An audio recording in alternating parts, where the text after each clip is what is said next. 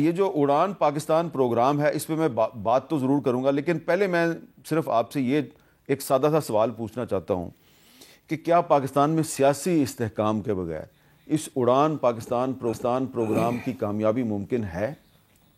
بہت شکریہ حامد میر صاحب. سب سے پہلے تو میں آپ کا شکریہ ادا کروں گا کہ آپ جو روزمرہ کی لڑائی اور نوک جھونک ہے اس سے ہٹ کے ایک سنجیدہ پروگرام کریں، اور ایک ایسا پروگرام جس کا ہمارے 24 کروڑ عوام کے مستقبل سے تعلق ہے. آپ نے بالکل بجا کہا. دیکھیے، پاکستان نے یہ چوتھی اڑان کی تیاری کی ہے. اس سے پہلے ہماری 3 اڑانیں کریش ہو چکی ہیں جی، اور اگر آپ اور ان میں تینوں میں آپ کا کوئی نہ کوئی کردار تھا. نہیں، ہمارا تو اڑان بھرنے کی کوشش کرنے والوں میں تھا، لیکن میں اب بتاتا ہوں ابھی. لیکن اگر آپ دوسری جنگ عظیم کے بعد جتنے ملکوں نے ترقی کی ہے، جاپان لے لیں، ملیشیا، کوریا، چائنا، ویتنام، بنگلہ دیش، انڈیا، ٹرکی، جو بھی آپ ملک لے لیں، آپ کو 4 چیزیں ان میں مشترک نظر آئیں گی. پہلی، امن. کسی ملک نے ترقی نہیں کی کانفلکٹ کے ساتھ. دوسری بات، پولیٹیکل سٹیبلٹی. ان کے ہاں عدم استحکام نہیں تھا، سیاسی بے یقینی نہیں تھی، اسی وجہ سے وہ فورن انویسٹرز اٹریکٹ کرنے میں کامیاب ہوئے. تیسری جو بڑی اہم بات ہے کہ پالیسیز کو کامیابی کے لیے کم از کم 10 سال کا دورانیہ چاہیے ہوتا ہے. ان سب ممالک میں آپ کو 10 ایئر لانگ پولیٹیکل ٹینیورز ملیں گے ایسی حکومتوں کے جو اکنامک ٹرانسفارمیشن کر رہی تھیں. مثال کے طور پہ ہمارا ہمسایہ ملک ہے، 10 سال وزیر اعظم منموہن سنگھ کے اور 15 سال ان کے وزیر اعظم مودی کے. 25 سال میں انڈیا ٹرن اراؤنڈ کر گیا. بنگلہ دیش میں جو بھی پولیٹیکل کانسیکوینسز تھے، لیکن جو 15 سال حسینہ واجد صاحبہ کے ملے اس میں وہ اکنامک پالیسیز گراؤنڈ ہو گئیں. اسی طرح چائنا ہے، کوریا ہے، ملیشیا ہے، 22 سال وہاں پہ مہاتیر صاحب رہے ملیشیا میں. پاکستان میں بدقسمتی سے اچھا، اور چوتھی چیز جو ہے وہ اصلاحات ہے کہ ریفارمسٹ ہونا چاہیے آپ کو. اب مصر کے اندر انوار السادات، حسنی مبارک صاحب بڑی دیر تک رہے لیکن کچھ بدل نہیں سکے چونکہ ریفارم ایجنڈا نہیں تھا. پاکستان میں ہم نے 3 اڑانیں کریش کی ہیں. پہلی اڑان تھی ہماری 60s میں، جب ہمیں کہا جاتا تھا کہ نیکسٹ جاپان ہے، لیکن 65 کی جنگ کے بعد ہم ڈیریل ہو گئے. دوسری اڑان نواز شریف صاحب نے 1991 میں بھری جب اکنامک ریفارمز انٹروڈیوس کی، جن کو بعد میں منموہن سنگھ صاحب نے انڈیا میں متعارف کرایا. وہ 2 سال بعد حکومت نہ صرف برطرف ہوئی جس سے وہ ریفارم ایجنڈا گیا، بلکہ پورا 90 کا جو عشرہ ہے وہ ہم نے میوزیکل چیئر میں 2 سال کی باریاں جسے کہتے ہیں لگوا کے ضائع کر دیا. تیسری اڑان جو ہے وہ 2013-18 میں جب پھر ایک بار نواز شریف صاحب کی حکومت تھی، اور آپ کو پتہ ہے ملک کے کیا حالات تھے، بجلی نہیں تھی، دہشت گردی تھی، معیشت بالکل بیٹھ گئی تھی. تو لوڈ شیڈنگ ختم کی، دہشت گردی ختم کی، سی پیک چلایا. پاکستان 2017 میں پھر اڑان بھر رہا تھا اور پرائس واٹر ہاؤس کوپر کہہ رہی تھی. اس وقت بھی آپ نے ایک ویژن 2025، اس سے پہلے ویژن 2010. اچھا، اور اکثر لوگ کہتے ہیں کہ جی آپ یہ آحسن اقبال کا تو یہی کام ہے کہ جی ایک ویژن نیا ٹکا دیں. ویژن 2010، ویژن 2025 اور اب آپ کا ویژن 2035. دیکھیں، میں اس کی مثال ایسے دیتا ہوں کہ آپ اگر ایک بہترین بیج لگاتے ہیں اور وہ بیج اگ رہا ہوتا ہے، کوئی ہل چلا جاتا ہے اور آپ کی کھیت کو ختم کر دیتا ہے، تو کیا آپ بیج لگانا چھوڑ دیں گے؟ آپ پھر بیج لگائیں گے. ٹھیک ہے. پھر کوئی بیج اکھاڑتا ہے، آپ کو نہیں لگانے دیتا، آپ پھر بیج لگائیں گے. اس وقت تک لگائیں گے جب تک کامیاب نہیں ہوتے. لیکن غلطیوں سے سبق بھی تو جی، سبق سیکھیں. تو میں یہ کہہ رہا ہوں کہ اسی لیے یہ جو 4 چیزیں ہیں نا، امن، استحکام، تسلسل اور اصلاحات، ان 4 کے راستے سے ہی ہم آگے بڑھ سکتے ہیں. اور ملک کے اندر پولیٹیکل ٹیمپریچر کو کم کرنا، ملک کے اندر پولیٹیکل سٹیبلٹی کو لے کر آنا. اور دوسری بات یہ ہے کہ ہمیں اپنا کانورسیشن جو ہے نا، جو بیانیہ ہے وہ بدلنا ہوگا. میں تو فلانا، تو میں یہ تو تم وہ، اس سے ہٹ کے اب ہمیں ملک کے لیے ایک میں آپ کو بڑا یعنی کہ سنجیدہ فوڈ فار تھاٹ دیتا ہوں، ہر کسی، میرے لیے بھی ہے، سب کے لیے. دیکھیے، آج سے 22 سال کے بعد 2047 میں 2 ملک اس خطے میں 100 سال آزادی کا منائیں گے، ہمارا ہمسایہ ملک اور ہم. ہمیں بڑی حد تک یہ معلوم ہے کہ ہمارے ہمسایہ ملک کا بیانیہ کیا ہوگا. ہم اپنے بیانیے کے بارے میں کس حد تک پر اعتماد ہیں اور پر امید ہیں، یہ ہم سے ہمارا اپنا سوال ہونا چاہیے.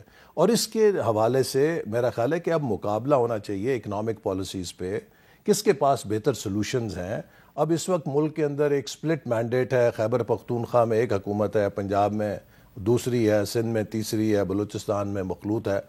سب اپنے اپنا مقابلہ کریں، اس بات پہ نہیں کہ کس نے کس پہ چڑھائی کرنی ہے، اس بات پہ کہ کون زیادہ انوویشن دکھا سکتا ہے، کون زیادہ بہتر ڈیلیوری کر سکتا ہے، کون ملک کو ترقی دے سکتا ہے۔ لیکن احسن اقبال صاحب، جب ایک سابق وزیر اعظم جیل میں ہوگا اور ایک صوبے کا چیف منسٹر جو ہے اس کو اسلام آباد کی عدالت اشتہاری ملزم قرار دے دے گی، تو پھر پولیٹیکل ٹیمپریچر کیسے نیچے آئے گا؟ دیکھیں نا، اب یہ وہ ساری چیزیں ہیں کہ جن پر ہمیں سنجیدہ گفتگو کی ضرورت ہے، کوئی پولیٹیکل ریٹورک سے یہ حل نہیں ہوں گے مسئلے۔ ہم سب جیلوں میں تھے، میں خود جیل میں تھا، نواز شریف صاحب تھے، شہباز شریف صاحب تھے، باقی ساری ہماری فرنٹ لائن لیڈرشپ تھی۔ میں امریکہ میں پڑھا ہوں، مجھے امریکہ کی کانگریس کا بھی پتہ ہے ایڈریس، مجھے ان کے سینٹ کا بھی ایڈریس پتہ ہے۔ ہم نے کبھی امریکہ میں کسی کانگریس مین سینیٹر کے آگے جا کے لابی نہیں کیا تھا کہ پاکستان کو کٹہرے میں کھڑا کرو، ہمارے خلاف جھوٹا مقدمہ حکومت نے بنایا۔ ہم نے اپنے مقدمے پاکستان کی عدالتوں کے اندر لڑے، اگر ایک فورم سے انصاف نہیں ملا ہائر فورم پہ گئے۔ آج آپ دیکھیے کیا ہو رہا ہے، آج ہمارے مخالف ہمارے ہی لوگوں کو استعمال کر رہے ہیں پاکستان کو عالمی سطح پہ ڈی برانڈ کرنے کے لیے۔ میں دیکھ رہا تھا سوشل میڈیا پہ پی ٹی آئی بہت جوش کر رہی ہے، جی ہم نے 22 یا پتہ نہیں کس 23 جنوری کو کانگریس میں ہیئرنگ رکھا لی ہے پاکستان پہ۔ آج پاکستان کو امریکہ میں کٹہرا ہندوستان کی لابی نہیں کری کھڑی، اسرائیل کی نہیں کری، بلکہ شاید ان لابیز کو ہمارے اپنے لوگوں کا کندھا مل گیا ہے، جس کے نتیجے میں وہ پاکستان کو ایک عالمی کٹہرے میں لا کے کیا یہ آپ کی حکومت کی غلط پالیسیوں کا نتیجہ نہیں ہے؟ نہیں، دیکھیے یہ غلط پالیسیاں تو ہم نے بھی بھگتی نا۔ میں یہ کہتا ہوں کہ اب وقت آ گیا ہے، آپ مجھے بتائیے نا، وہ کون سا خاندان ہے کہ جو اپنے گھر کے معاملات چوک میں آ کے یا پورے محلے میں لاؤڈ سپیکر لگا کے حل کرتا ہے؟ گھر کے اندر باتیں طے ہوتی ہیں نا، یہ چیزیں گھر کے اندر طے ہونے والی ہیں۔ دوسری نشانی دیکھیے آپ، بھارت میں کتنی کانفرنٹیشن ہے، پولرائزیشن ہے نا ٹکا کے۔ کبھی آپ نے سنا ہے کہ وزیر اعظم مودی لندن امریکہ گئے ہیں، کانگریس والے نے انہیں ہوٹ کیا؟ بنگلہ دیش میں کتنی پولرائزیشن تھی حسینہ واجد صاحبہ کی اور خالدہ ضیاء صاحبہ کی، کبھی آپ نے سنا کہ ان کے خلاف ان کے کسی مخالف نے ملک سے باہر ہوٹ کیا؟ وہ کہتے ہیں جی ملک سے باہر وزیر اعظم ہے، ملک کے اندر جھگڑا ہے ہمارا، چاہے جتنی مار کٹائی ہو۔ ہمیں اب ایز اے نیشن میچور ہونے کی ضرورت ہے۔ ہم نے اس پولیٹیکل جھگڑوں کو صرف لندن امریکہ کے چوکوں چوراہوں پہ نہیں، حد یہ کہ مسجد نبوی، خانہ کعبہ، میدان عرفات کے اندر بھی لے جا کے کھڑا کر دیا۔ کیا یہ طرز عمل قومی طرز عمل ہے؟ میں سمجھتا ہوں کہ اس کے اوپر سب کو سنجیدگی سے جائزہ لینا چاہیے۔ تو اس کے لیے جو ایک مذاکرات کا عمل شروع ہوا، اس میں ڈیڈ لاک پیدا ہو گیا، تو اس کا ذمہ دار کون ہے؟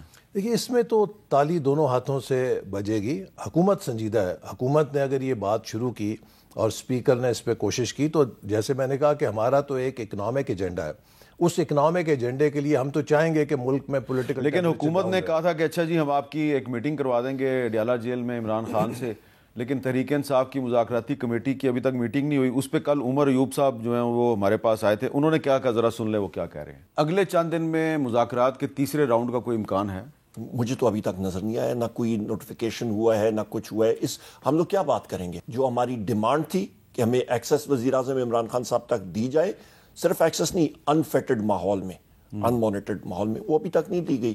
تو حکومت کی میں بے بسی کہوں، میں ان کی نیت میں فطور کہوں، میں کیا کہوں اس کو؟ کون سی چیز ہے جو ان کو آڑے وہ کہہ رہے ہیں جی کون سی چیز آڑے آتی؟ کیونکہ پنجاب میں آپ کی حکومت ہے، ڈیالہ جیل جو ہے وہ اس کی ساری نگرانی مینجمنٹ آپ کے پاس ہے، لیکن آپ ملاقات نہیں کروا سکتے۔ نہیں دیکھیں، اس میں تو میں سمجھتا ہوں کہ آڑے تو کوئی چیز نہیں ہے، سوائے جو آئین اور قانون کے اندر تقاضے ہیں ان کے مطابق ہی ایک قیدی کی ملاقات ہو سکتی ہے نا۔